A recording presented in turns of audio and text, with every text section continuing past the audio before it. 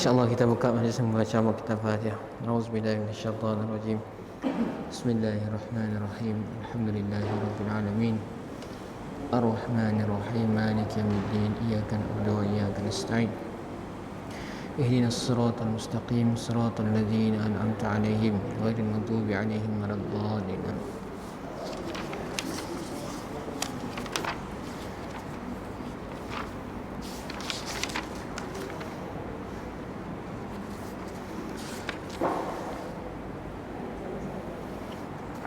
Innal hamdalillah wassalatu wassalamu ala Rasulillah wa ala alihi wa mawalah. Nahmaduhu wa nasta'inuhu wa nastaghfiruh wa na'udzu billahi min shururi anfusina min sayyiati a'malina. Man yahdihillahu fala mudilla lahu wa man yudlil fala hadiya lahu. Wa nashhadu an la ilaha illallah wa ashhadu anna Muhammadan 'abduhu wa rasuluh. Rabbi shrah li sadri wa yassir li amri wa hlul 'uqdatam min lisani yafqahu qawli. Rabbi zidna ilman warzuqna fahman. Alhamdulillah, pertamanya kita bersyukur kepada Allah Subhanahu wa taala di atas izin limpah dan karunia-Nya dapat bersama-sama kita berkumpul pada malam ini dalam menghadiri kuliah tadabbur Al-Quran. Mudah-mudahan sedikit sebanyak kita mendapat hikmah, pedoman, petunjuk, hidayah daripada Al-Quran yang kita baca, yang kita tadabburi, insya-Allah. Tuan-puan yang dirahmati Allah, Al-Quran inilah yang Allah Subhanahu wa taala sebutkan sebagai hudan lil muttaqin ataupun hudan lin nas wa bayyinatin minal huda wal furqan. Banyak dalam surah Al-Baqarah Allah sebut zalikal kitabu la raiba fi hudan lil muttaqin. Al-Quran yang mana kitab tidak ada keraguan di dalamnya dan juga menjadi huda lil muttaqin, petunjuk bagi orang-orang yang bertakwa. Dalam surah yang lain, dalam ayat yang lain, hudan linnas, petunjuk bagi manusia. Jadi Al-Quran ini diturunkan, tuan-puan dan dirahmati Allah, tidak lain tidak bukan untuk untuk menjadi petunjuk bagi kita umat manusia, untuk dijadikan bekalan untuk kita pegang selama dalam kehidupan kita di dunia, sehingga kelak kita bertemu dengan Allah Subhanahu wa taala. Insya-Allah tuan-puan yang dirahmati Allah, pada malam ini kita sambung tadabbur surah Al-Mudaththir, surah Al-Mudaththir. Surah Al-Mudaththir. Kita baca bersama-sama ayat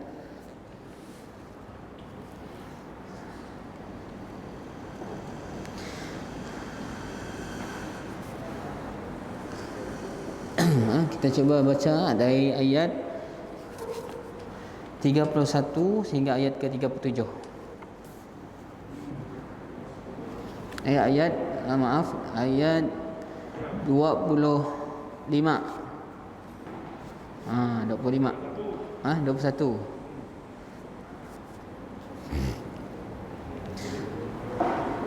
Okey, ayat 21 sampai ayat ke-37. 31. 31. Maaf 31 sampai ayat ke-37. Lupa sampai bini dah. 31 sehingga ayat 37. Surah Al-Mudaththir ayat ke-31 sehingga ayat ke-37. أعوذ بالله من الشيطان الرجيم وما جعلنا أصحاب النار إلا ملائكة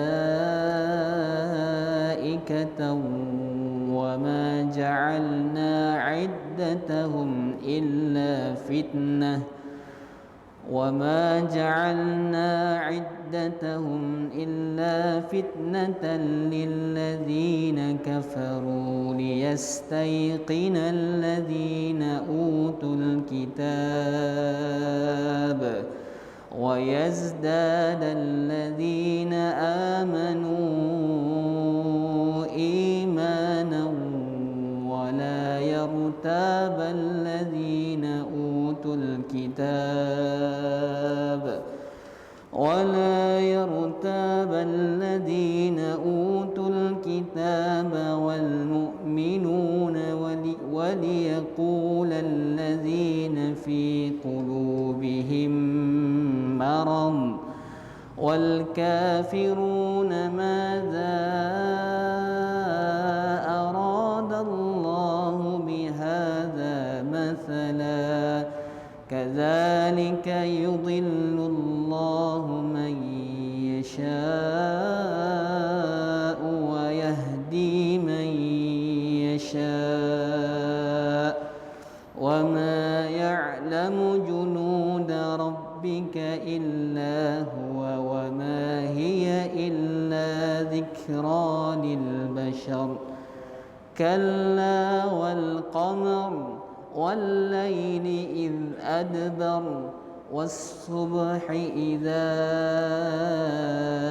أسفر إنها لإحدى الكبر نذيرا للبشر لمن شاء منكم أن يتقدم أو يتأخر صدق الله العظيم.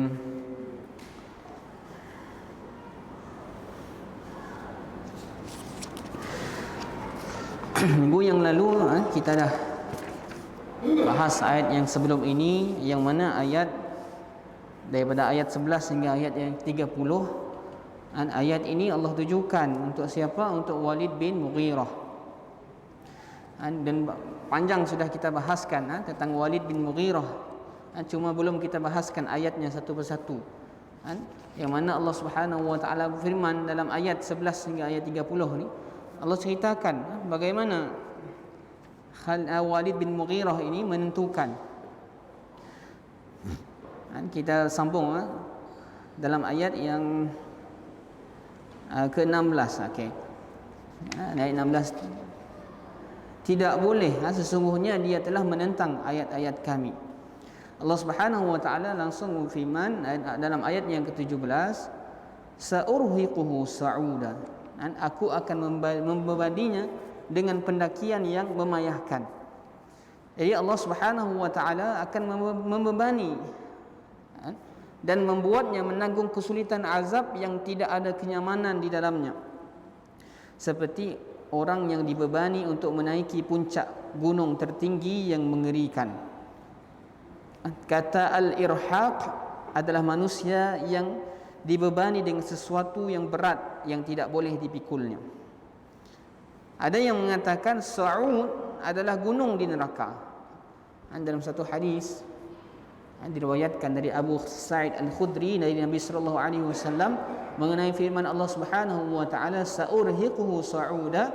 Nabi sallallahu alaihi wasallam bersabda, huwa jabalun fin nar min narin yukallifu an yas'udahu fa idza wada'a yadahu dhabat wa idza rafa'aha 'adat fa idza wada'a rijlahu dhabat wa idza rafa'aha 'adat. Itu adalah gunung Sa'ud, gunung di neraka yang terbuat dari neraka, dari api neraka. Dia dibebani untuk menaikinya. Ketika dia meletakkan tangannya, maka tangannya akan meleleh. Ketika dia mengangkatnya, maka tangan itu kembali semula. Ketika dia meletakkan kakinya, maka kakinya akan meleleh. Ketika dia mengangkatnya, maka akan kembali semula. Ini gunung yang sangat panas di neraka Sa'ud. Jadi Walid bin Mughirah ini diancam dengan azab di akhirat kelak. Dia akan mendaki satu pendakian yang memayahkan, satu pendakian yang menyiksakan. Bayangkan kalau hadis tadi menyebutkan tentang gunung yang sangat panas, pegang tangan, cair tangan, angkat ada semula. Kaki kena gunung, cair kaki, angkat ada semula. Sampai bila nak sampai ke puncak, dan bagaimana kesakitannya yang dialaminya, luar biasa. Memang di neraka tujuannya adalah untuk menyiksa. Bila tubuh badan kita hancur, akan dibentuk semula. kulit badan, kulit-kulit yang terhangus, bakar, terhangus, hancur akan tumbuh semula. Dan Allah sebut dalam surah dalam Al-Quran, kullama nadijat juluduhum baddalnaha juludan ghairaha. Setiap kali kami bakar kulit mereka sehingga hangus, baddalnahum juludan ghairaha, sehingga dah hancur kulit, Allah apa? Baddalnahum juludan ghairaha, kami akan ganti dengan kulit yang baru. Untuk apa kata Allah? Liyazuqul azab, supaya dia merasakan azab. Sama juga dengan gunung tadi. Pegang, cari tangan. Angkat balik, ada balik tangan. Pegang saya lagi. Satu azab yang sangat menyiksakan. Untuk siapa? Untuk Walid bin Mughirah. Kita dah cerita bagaimana dia minggu lepas, bagaimana dia sangat menentang Al-Quran, ataupun setelah beriman, setelah meyakini Al-Quran, bagaimana dia sanggup menentang pula Al-Quran, menustakan Al-Quranul Karim. Sa'urhiquhu sa'uda. Tirmizi meriwayatkan dengan redaksi As-Sa'ud adalah gunung dari api yang boleh dinaiki selama 70 tahun, kemudian turun lagi demikian selamanya. Jadi ini yang dikomentari tentang Sa'ud, gunung di neraka. Summa faqutila kaifa qaddar, innahu fakkara wa qaddar, faqutila kaifa qaddar, summa qutila kaifa qaddar, summa nazar, summa abasa wa basar, summa adbara wastakbar, faqala in hadha illa yuhsar. Ini Allah ceritakan detik-detiknya bagaimana sesungguhnya dia telah memikirkan dan menetapkan apa yang ditetapkannya, maka celakalah dia. Bagaimana dia menetapkan, kemudian celakalah dia bagaimana dia menetapkan. Jadi Walid bin Mughirah tadi setelah menyebutkan Al-Quran, awalnya disebut Al-Quran ada halawah, ada kemanisan, membacanya ada kenikmatan, di atasnya penuh buah-buahan, di bawahnya subur. Tetapi setelah dibangkang ataupun ditegah oleh Abu Jahal, akhirnya dia memikirkan apa yang paling sesuai aku nak sebutkan tentang Al-Quran ini. Nak sebutkan Al-Quran, sihir-sihir di zaman itu tidak sesuai, karena mereka tahu sihir-sihir tidak serupa dengan Al-Quran. Nak disebutkan syair tidak sama, kerana dia tahu bagaimana bentuk-bentuk syair. Dia memikirkan, berfikir, fakkara wa qaddar, dia berfikir. Kemudian dicela oleh Allah Subhanahu wa taala bagaimana dia telah menetapkan. Allah sebut lagi, kemudian celakalah dia bagaimana dia menetapkan. Jadi Allah sangat murka dengan siapa? Walid bin Mughirah. Ini adalah satu ketakjuban dan menganggap besar sikap Walid dan kederhakaannya untuk memperolehi azab yang berlipat ganda. Kemudian Allah menyifatinya dengan keadaan yang nampak pada manusia. Allah Subhanahu wa taala berfirman, summa nazara summa abasa wa basara summa adbara wastakbar faqala in hadza illa sihrun yusar. Kemudian dia merenung dan memikirkan, lalu berwajah masam dan cemberut. Kemudian dia berpaling dari kebenaran dan menyombongkan diri. Lalu dia berkata, Al-Quran ini adalah sihir yang dipelajari dari orang-orang terdahulu. Ini hanyalah perkataan manusia. Allah sebut bagaimana Walid bin Mughirah tadi merenung, memikirkan, kemudian dalam keadaan muka bermuka masam, kerana tidak tahu apa yang paling sesuai untuk disebutkan tentang Al-Quran. Dan akhirnya dia berpaling, dia menyombongkan diri dan dia menyebut Al-Quran adalah sihir yang dipelajari. Allah sebutkan, Allah rakam dalam surah Al-Muddassir ini bagaimana Allah murka dengan Walid bin Mughirah, dengan apa yang dilakukan oleh Walid bin Mughirah.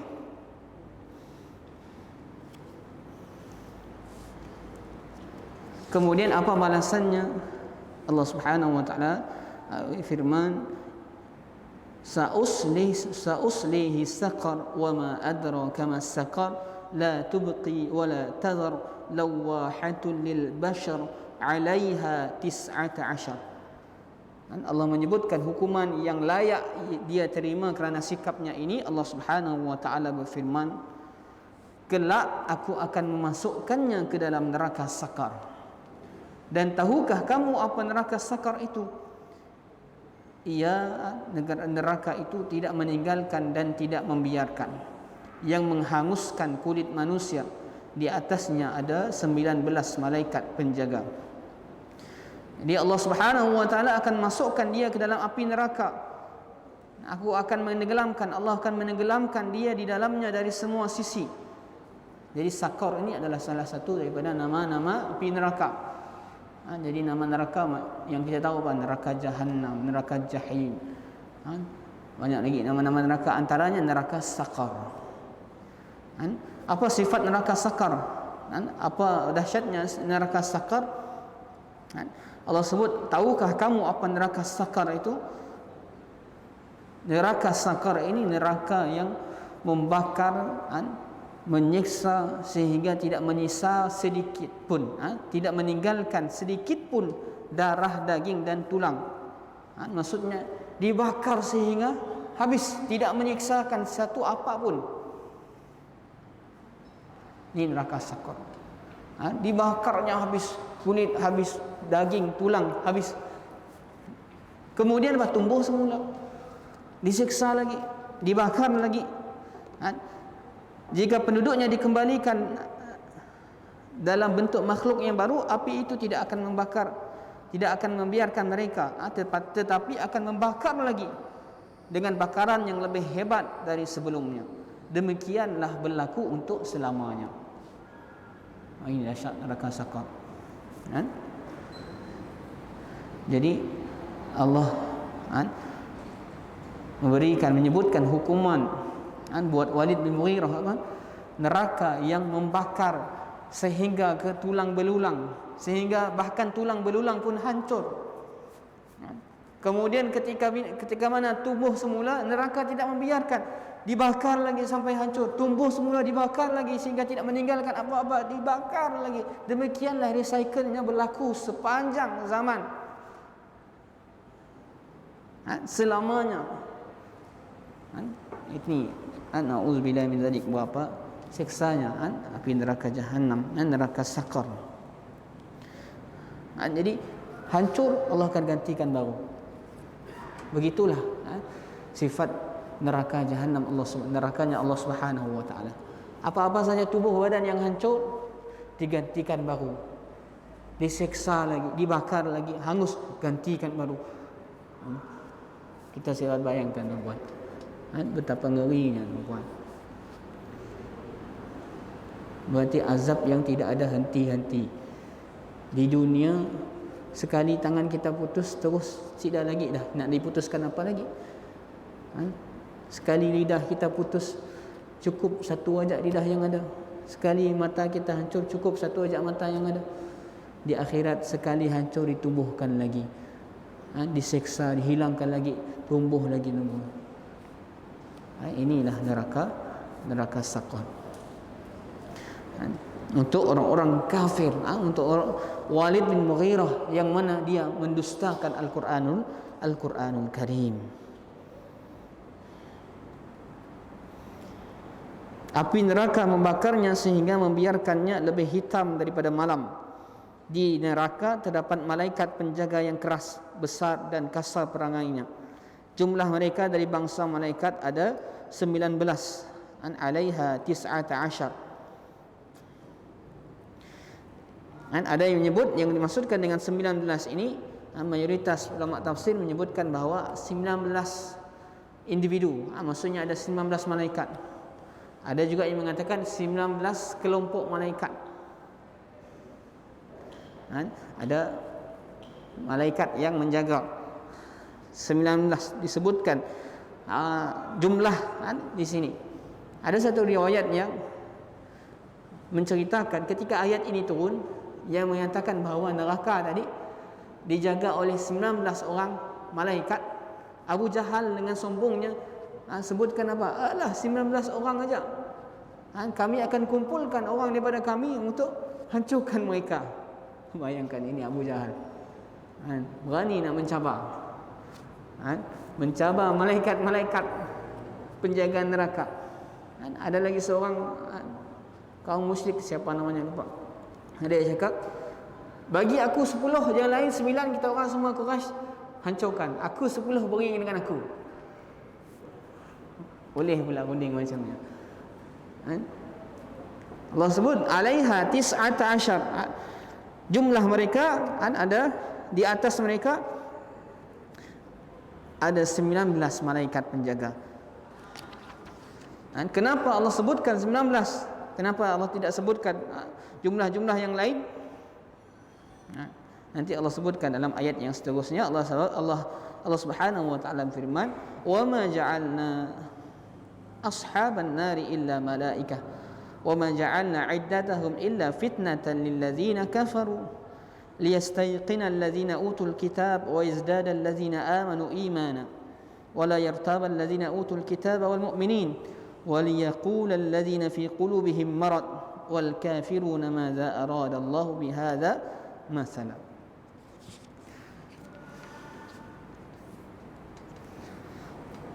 Dan yang kami jadikan penjaga neraka itu hanya dari para malaikat,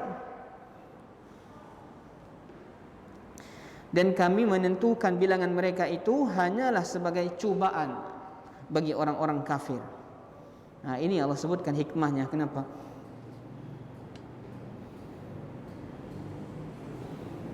Ini yang tadi itu namanya Abul Ashad bin Qildah Al-Jamhi, seorang kaum Quraisy yang sangat kuat.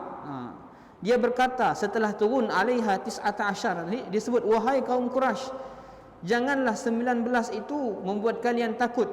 Aku akan membela kalian dengan pundak kananku ini untuk menghadapi 10 malaikat, dan pundak kiriku untuk menghadapi 9 malaikat. Ini siapa? Ini Abul Ashad bin Qildah Al-Jamhi. Lalu Allah Subhanahu wa taala turunkan ayat, wa ma ja'alna ashaban nari illa malaikah. Dan yang kami jadikan penjaga neraka itu hanya dari malaikat, dan kami tentukan bilangan mereka itu hanyalah sebagai cubaan bagi orang-orang kafir. Artinya Allah tidak akan menjadikan mereka tadi boleh mengalahkan malaikat tadi. Dan Allah sebutkan, kami menyebutkan jumlah mereka yakni 19. Apa hikmahnya? Adalah sebagai ujian dari kami kepada manusia, dari Allah Subhanahu wa taala kepada manusia. Alasan adanya ujian dan penyesatan orang-orang kafir, sehingga mereka mengatakan apa yang mereka katakan tadi, supaya makin bertambah azab bagi mereka dan kemurkaan Allah kepada mereka semakin banyak. Firman Allah Subhanahu wa taala, fitnatan, penyebab bencana. Maksudnya kami menjadikan jumlah itu 19 adalah penyebab bencana bagi orang-orang kafir. Bencana bagi mereka adalah mereka akan menampakkan perlawanan mereka, seperti yang disebutkan orang Quraisy tadi, menampakkan kesombongan mereka, permusuhan mereka, perlawanan mereka. Padahal Allah nak uji saja. Bilangan-bilangan tadi hanya sebagai ujian kepada kaum kafir. Allah uji dan mereka semakin sombong. Alah 19 orang saja. Penjaga neraka 19 orang saja. Cukup aku hancurkan 10 sebelah kanan, 9 sebelah kiri. Allah sebutkan hikmahnya, tidaklah disebutkan bilangan-bilangan tadi sebagai satu ujian. Untuk menjatuhkan lagi kedudukan mereka, menghinakan lagi orang-orang yang kafir tadi, menambahkan bencana lagi bagi orang-orang yang kafir. Kerana mereka, sehingga mereka mengatakan apa yang mereka katakan tadi, supaya bertambah azab bagi mereka dan kemurkaan Allah yang semakin banyak pula kepada orang-orang kafir tersebut.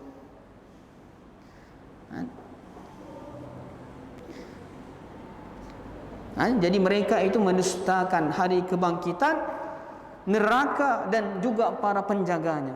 Ini orang-orang kafir Quraisy. Bukan sahaja mendustakan hari kebangkitan, mendustakan neraka yang diciptakan Allah Subhanahu wa taala, bahkan mendustakan para penjaganya. Semua sekali didustakan oleh mereka. Dan jumlah tadi juga menjadi ujian bagi orang-orang yang beriman. Allah sebutkan agar orang-orang yang diberi kitab menjadi yakin, agar orang-orang yang beriman bertambah imannya. Allah Subhanahu wa taala menjadikan jumlah malaikat penjaga neraka tadi 19 supaya para ahli kitab Yahudi dan Nasrani meyakini dan mengetahui bahawa Rasul ini benar. Dia datang sembari menuturkan apa yang sesuai dengan kitab samawi mereka yang diturunkan kepada para nabi sebelum Nabi Muhammad, yang mana di dalamnya ada disebutkan jumlah para penjaga neraka jahanam adalah 19. Jadi supaya keimanan orang-orang mukmin dan pembenaran mereka menjadi bertambah ketika melihat ada kesesuaian di antara ahli kitab dengan mereka, dan menyaksikan kebenaran khabar Nabi mereka, Nabi Muhammad sallallahu alaihi wasallam. Jadi dalam kitab Taurat dan dalam kitab Taurat, dalam kitab Injil juga ada dikhabarkan tentang penjaga malaikat ada berapa orang? 19 orang. Jadi sebelum kitab Quran, kitab Taurat, Injil juga pernah mengkhabarkan tentang penjaga malaikat ada 19 orang. Allah sebutkan lagi dalam Al-Quran 19 orang penjaga malaikat sebagai satu untuk orang beriman. Kalau orang kafir tadi untuk menghinakan mereka, untuk menambah kehinaan orang kafir. Tapi untuk orang beriman supaya bertambah keyakinan mereka, bertambah keimanan mereka. Dan apabila melihat kesesuaian di antara kitab-kitab yang diturunkan sebelumnya dengan kitab Al-Quran, bertambah keimanan orang-orang yang beriman. Kemudian Allah menegaskan hal itu dengan menghilangkan syubhat dan keraguan, agar orang-orang yang diberi kitab dan orang-orang mukmin itu tidak ragu-ragu. Jadi orang-orang ahli kitab Yahudi dan Nasrani dan orang-orang yang mengimani Allah dan Rasulnya tidak meragukan mengenai kebenaran dan hakikat jumlah ini, juga mengenai agama Allah Subhanahu wa taala. Kemudian jumlah tadi untuk orang kafir sudah sebagai ujian untuk orang kafir, untuk merendahkan lagi kedudukan mereka. Kepada untuk orang beriman, untuk menambah keimanan mereka, menambah keyakinan mereka. Kemudian untuk orang munafik pula, dan agar orang-orang yang di dalam hatinya ada penyakit, dan orang-orang kafir berkata, apakah yang dikehendaki Allah dengan bilangan ini, sebagai suatu perumpamaan. Maksudnya supaya orang-orang munafik di dalam hati mereka ada keraguan dan kebimbangan mengenai kebenaran Nabi sallallahu alaihi wasallam, dan orang-orang kafir dari penduduk Mekah lain serta lainnya mengatakan, apa yang dikehendaki oleh Allah Subhanahu wa taala dengan bilangan aneh ini? Sebagaimana anehnya perumpamaan. Apa hikmah menyebutkan jumlah itu dan ini? Maksud mereka adalah untuk mengingkari dasar perkataan ini, bahawa itu tidak datang dari Allah Subhanahu wa taala. Jadi jumlah bilangan tadi, pengajaran, ujian dan pengajaran bagi tiga kelompok ini. Yang pertama orang kafir. Untuk orang kafir, untuk menambah kehinaan mereka, menambah kemurkaan Allah Subhanahu wa taala kepada mereka. Jumlah bilangan malaikat tadi. Untuk orang-orang yang beriman dan untuk orang ahli kitab, untuk menambah keyakinan mereka dan bertambah keimanan mereka kepada Allah Subhanahu wa taala. Sedangkan untuk orang-orang munafik, disebutkan 19 malaikat tadi sebagai menambah pula keraguan bagi orang-orang munafik.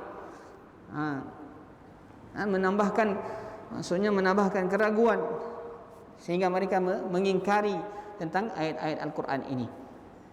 Kemudian Allah menyebutkan sunnahnya dalam hal penyesatan dan hidayah bagi orang yang mengabainya. Allah Subhanahu wa taala firman, demikianlah Allah membiarkan sesat orang-orang yang Dia kehendaki dan memberi petunjuk kepada orang-orang yang Dia kehendaki. Jadi seperti yang disebutkan tadi, yakni penyesatan dan hidayah. Allah juga menyesatkan orang yang tidak ingin mencapai kebenaran disebabkan buruknya persiapan hati dan mentalnya. Dan hal itu menyebabkan dirinya diarahkan menuju tempat-tempat kesesatan dan keburukan. Kemudian Allah memberi petunjuk kepada kebenaran dan keimanan pada orang yang diinginkan dengan memberikan taufik menuju kebenaran. Sebagaimana Allah menyesatkan Abu Jahal dan sahabatnya yang mengingkari para penjaga neraka Jahannam, dia juga menyesatkan orang yang ingin disesatkan dari hidayah dan keimanan. Allah memberikan hidayah maksudnya adalah memberi petunjuk kepada sesiapa sahaja yang ingin diberi hidayah, seperti memberi petunjuk kepada para sahabat Nabi sallallahu alaihi wasallam.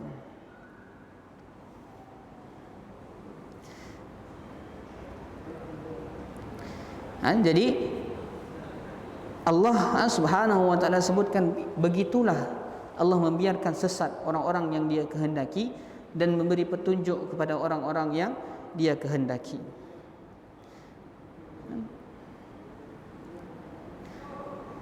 Kemudian bukanlah bermakna di sini bukanlah bermakna Allah memaksa setiap kelompok untuk sesat dan satu kelompok berada dalam hidayah, kerana hal ini bertentangan dengan keadilan ilahi dan hikmah tasyri' yang datang dengan membawa taklif pembebanan. Kehendak mukhallaf dan ikhtiarnya memiliki peran dasar dalam menyambut taklif dan keberhakan mendapatkan hukuman dan pahala. Jadi manusia tadi bukannya dipaksa oleh Allah Subhanahu wa taala untuk mendapatkan hidayah, kemudian dipaksa oleh Allah Subhanahu wa taala yang satu untuk sesat. Tetapi ada dasar bagi setiap manusia, ada dasar ikhtiar, usahanya, bagaimana amalnya, bagaimana yang dia lakukan dalam kehidupannya. Sehingga dengan amalnya, dengan ikhtiarnya tadi membawa kepada jalan yang dia pilih tadi. Adakah dia memilih jalan yang menuju hidayah ataupun menuju jalan kesesatan? Kerana tidak ada sesuatu pun yang terjadi secara paksaan dari Allah, tetapi kerana kehendak hamba. Jika si hamba menyalahi, dia membangkang apa yang telah diperintahkan dan menentang orang yang dicintai Tuhan, maksudnya dia memilih jalan kesesatan. Tetapi kalau dia taat kepada perintah Allah Subhanahu wa taala, melaksanakan perintah-perintah Allah, dia memilih jalan hidayah. Ini maksudnya. Dan tidak ada yang mengetahui bala tentera Tuhanmu kecuali Dia sendiri. Kemudian akhirnya Allah menegaskan bahwasanya dalam jumlah ada hikmah yang hanya diketahui oleh Allah Subhanahu wa taala. Jadi malaikat penjaga neraka tadi meskipun disebutkan 19, mereka mempunyai pembantu-pembantu dan pasukan-pasukan dari bangsa malaikat yang hanya diketahui oleh Allah Subhanahu wa taala. Ini adalah sanggahan kepada orang-orang musyrik yang menganggap sedikit jumlah itu. Ringkasnya mereka menduga bahawa hanya 19, namun 19 tadi dengan kuasa Allah, dengan ilmu Allah, kita sudah tahu mungkin masing-masing 19 malaikat tadi mempunyai pembantu dan pasukan yang tidak boleh dihitung oleh Allah Subhanahu wa taala. Tidak ada yang boleh mengetahui pasukan Allah Subhanahu wa taala kecuali Allah Subhanahu wa taala, kerana mereka sangat banyak sekali. Jadi Allah sebut tidak ada yang mengetahui bala tentera Tuhanmu kecuali Dia sendiri. Dan Allah sebut 19 tadi bukanlah secara mutlak tadi 19, mungkin itu ketua-ketua malaikat, Allahu alam, kita tahu. Allah sebut Allah lah yang maha mengetahui tentang tenteranya. Tidak perlu kita nak mempertikaikan hanya 19. Tidak perlu mereka orang-orang kafir mempertikaikan. Allah Subhanahu wa taala lebih tahu tentang bala tentera Tuhan, bala tentera Allah Subhanahu wa taala. Dan sakar itu tidak lain hanyalah peringatan bagi manusia.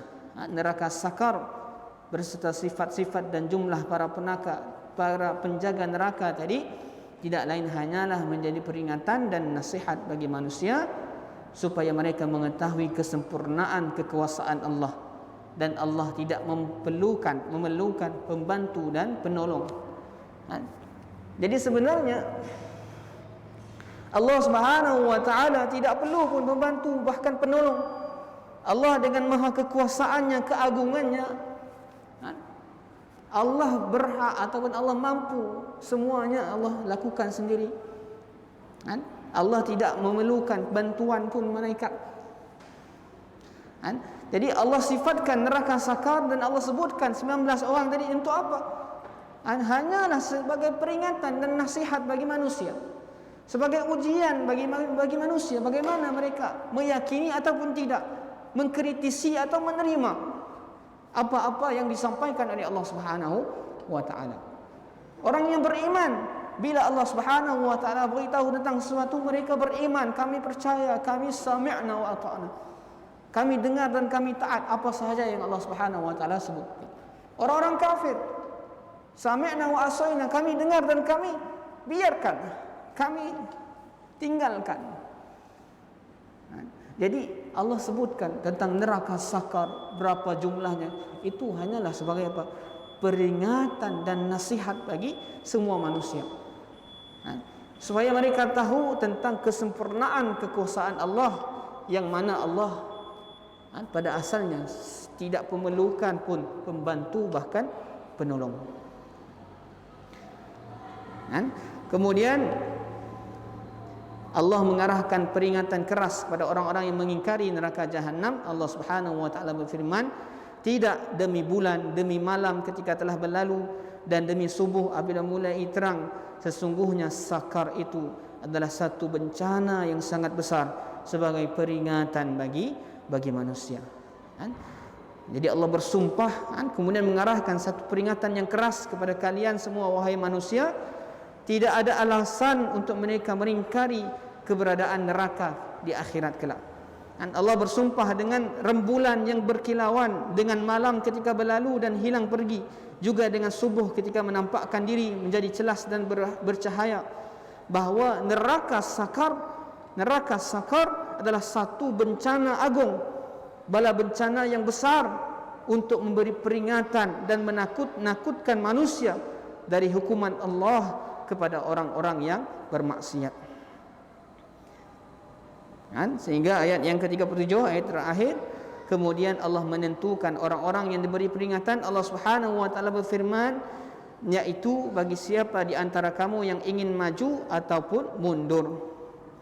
Maksudnya neraka jahanam tadi, neraka sakar, peringatan bagi orang-orang yang ingin maju menuju kebaikan dan ketaatan, atau ingin mendapatkan syurga dengan keimanan, juga menjadi peringatan bagi orang-orang yang ingin mundur dari hal itu dan menuju kepada keburukan, kejelekan dan kemaksiatan, untuk mendapatkan neraka dengan kekufuran.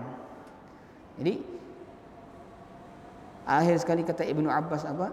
Ini adalah ancaman dan pemberitahuan bahawa orang yang maju menuju ketaatan dan keimanan terhadap Nabi Muhammad sallallahu alaihi wasallam akan dibalas dengan pahala yang tidak akan putus. Barang siapa yang terlambat melakukan ketaatan, mendustakan Nabi Muhammad SAW, akan dihukum pula dengan hukuman yang tidak akan terputus. Inilah kata Hasan Al-Basri, ancaman dan hardikan oleh Allah Subhanahu wa taala. Itu dia, tuan-tuan dan dirahmati Allah, sampai ayat yang ke-37, yang mana kita bahas dalam ayat ini tentang neraka sakar. Allah sebutkan neraka sakar dan sifat-sifatnya, apa hikmah penyebutannya, dan apa semua ini, itu semua sebagai ujian, peringatan, hikmah. Ada hikmahnya di sebaliknya. Jadi wallahu a'lam, mudah-mudahan ada manfaat yang kita ambil daripada tadabbur sehingga ayat yang ke-37 ini. Yang baik datang kepada Allah Subhanahu wa taala, yang kurang saya mohon ampun dan maaf. Aku qauli hadza wa astaghfirullah li wa lakum. Wallahu ghafurur rahim. Kita tangguh dengan tasbih kifarah dan salatul asr. Subhanakallahumma wa bihamdika asyhadu an la ilaha illa anta astaghfiruka wa atubu ilaik. Bismillahirrahmanirrahim. Wal 'asri innal insana lafi khusr illa alladhina amanu wa 'amilus solihat wa tawassaw bil haqq wa tawassaw bis sabr. Assalamualaikum warahmatullahi wabarakatuh.